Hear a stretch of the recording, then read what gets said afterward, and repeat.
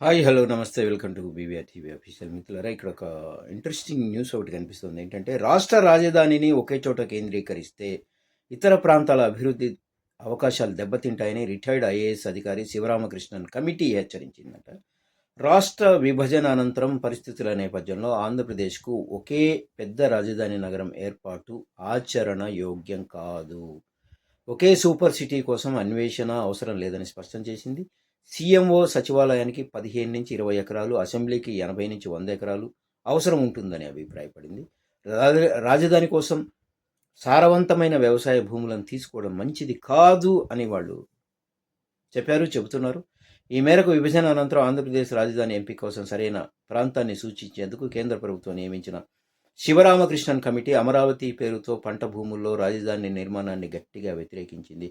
అయినా ఇప్పుడు ఎందుకు చట్టబద్ధత లభించింది దానికి?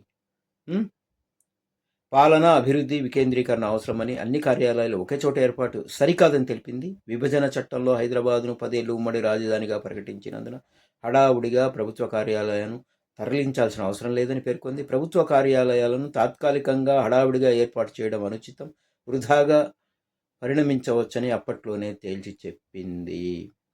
విభజిత ఆంధ్రప్రదేశ్లో సారవంతమైన పంట భూముల్లో ఏకైక మహానగరాన్ని గ్రీన్ఫీల్డ్ రాజధానిగా నిర్మాణం చేయడాన్ని శివరామకృష్ణన్ కమిటీ తీవ్రంగా వ్యతిరేకించింది.